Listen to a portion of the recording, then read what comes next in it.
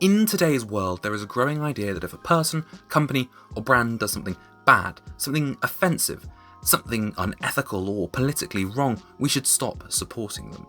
We should cancel them, take away our money, our attention, and our respect. This is what we call cancel culture. It's controversial, complicated, and constantly evolving. But one important question sits right at the heart of it. Can we separate the artist from their art? Or, in our case, can we still imagine a beautiful watch, even if the person or company behind it did something wrong? To do this, I want to introduce you to, or reacquaint you with, the idea of the death of the author. But before we begin, this is Doug's Watches, the Thinking Watch channel. Here, I like to dig into art, history, theory, and a bit of philosophy to go beyond the watch dial. Let's begin. Cancelling someone or something usually happens when the public reacts strongly to a mistake, scandal, or unethical behaviour. This might be a company using sweatshop labour, a celebrity making a racist comment, or a historical figure being connected to acts of oppression and war. In response, people might stop buying their products, demand accountability or an apology, or remove them from platforms or institutions. Sometimes this is part of holding people responsible. Other times, it becomes a kind of cultural punishment. But where do we draw the line? Is every mistake cancel-worthy? What about people or companies with complicated pasts? And most importantly, can we still enjoy the work they created if we disagree with their actions or history? In 1967, French literary theorist Roland Barthes published an essay called The Death of the Author. He argued that once a work is created, be it a book, painting, or a watch, it no longer belongs to the creator. It belongs to the reader. The meaning of a piece isn't tied to the person who made it, but to the person experiencing it. The birth of the reader must be at the cost of the death of the author. In other words, you can enjoy something beautiful, powerful, or meaningful even if its creator wasn't a good person. The idea has been debated for decades, but it's useful when thinking about art and objects with messy backstories. Like some of the most iconic watches ever made. Luxury watches carry history. That's part of what makes them so fascinating, but not all history is comfortable. During World War II, several Swiss watch brands made timepieces for the German military, effectively the Nazi regime. They weren't evil watches. Of course, they were just tools: pilot watches, field watches, precision chronometers for officers and soldiers.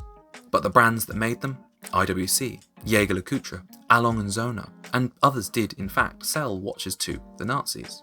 Some worked through contracts, others through neutral trade agreements with Germany. Let's be clear, Switzerland was officially neutral during the war, but neutrality didn't make anything clear. IWC, for example, produced military watches for the Luftwaffe, Nazi Germany's air force. They also worked with the Allies, but the association with Nazi Germany remains a clear part of their history. Jaeger-LeCoultre, another beloved watch brand, also produced military-grade watches during the war, some of which ended up in Nazi hands. So here's the question. Does this dark past mean we can't appreciate a vintage IWC or Jaeger-LeCoultre piece today? If we follow the death of the author, the answer is no. We can appreciate the troubling context, study it, talk about it, but still appreciate the design, the craftsmanship, and cultural impact of their watches. Wearing a vintage IWC isn't the same as endorsing Nazi history, but forgetting that history entirely isn't right either. It's about knowing the past, but not being controlled by it. Now, let's fast forward to a more recent example of one of these debates. And a very different kind of scandal. Jacob & Co. It's a brand that's all about excess, big diamonds, bold designs, celebrity clientele. Known as Jacob the Jeweler, Jacob Arabo made his name selling watches to hip-hop stars, actors and athletes in the 90s and 2000s. But behind the glitz came controversy. In 2006, he was arrested and later convicted for lying to federal investigators and being linked to a money laundering scheme through a massive drug ring called the Black Mafia Family. He served prison time and paid fines. Despite the scandal, Jacob & Co. never disappeared. In fact, it's made a comeback, launching high-end tourbillon models, collaborating with Bugatti, and continuing to attract high-profile attention. So again, we have to ask, can we separate the watch from the man? Is a Jacob & Co. billionaire watch a marvel of modern watch design, or worth less because its founder went to prison? Some would say yes, others might say no. Arabo has paid for his crimes, and his brand continues to innovate. Many collectors judge the watch based on its technical merit and artistic statement, not its founder's past. It comes down to personal ethics, but the core idea remains: we can hold two truths at once. The creator has had a criminal past, but the watches are some of the boldest modern pieces we've seen. You don't have to ignore one truth to appreciate the other. Francois-Paul Journe is a legend in the world of independent watchmaking. His brand FP Journe is known for mechanical innovation, elegant design, and a deeply personal approach to horology. Collectors pay enormous sums for his watches. His reputation as a genius is well earned, but Journe, like many artists, has also stirred plenty of controversy. In recent years, comments made by Journe both in interviews and in casual settings have been criticised as elitist, dismissive, and downright offensive. Some people in the watch community have accused him of being disrespectful to other cultures and smaller brands. There have been accusations of tone deafness, gender insensitivity, and, of course, arrogance. These aren't criminal scandals yet, at least, but their attitudes and behaviours show how the creator chooses to represent themselves in the public eye. For some collectors, this has raised concerns. Should we support a watchmaker who makes problematic comments? Should we give them more attention or less? Again, death of the author offers us one way to look at it.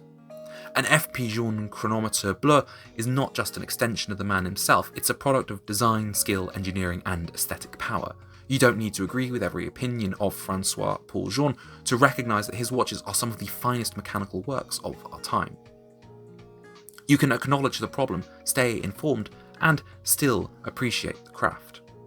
This doesn't mean you have to buy it, but it means you're making a choice based on your own values, not just group outrage. Watches are more than just watches. My entire channel is built around that. They're cultural objects, emotion carriers, and historical artifacts. And like most things in life, they come with stories, some inspiring and some troubling. So what do we do when a watchmaker has a scandalous past, or a brand is tied to an unethical behaviour, or even a founder makes a mistake? We think, we ask questions, we learn the history, and then we have to decide for ourselves. You don't have to cancel a watch or a brand just because it has a complicated story, but you also don't have to pretend those stories don't exist. Death of the author teaches us that once a creation is out in the world, it belongs partly to the people who experience it. You get to choose what meaning it holds. You get to choose what you value and what you don't. Beauty and brilliance can exist even in uncomfortable places. The watch on your wrist might be a work of art. It also might be a conversation starter, and maybe that's what makes it worth wearing, not because it's perfect, but because it has a story behind it. As ever, thank you for watching to the end of the video. If you want to see more of my work, do make sure to like and subscribe. I'll see you all next time. Bye bye.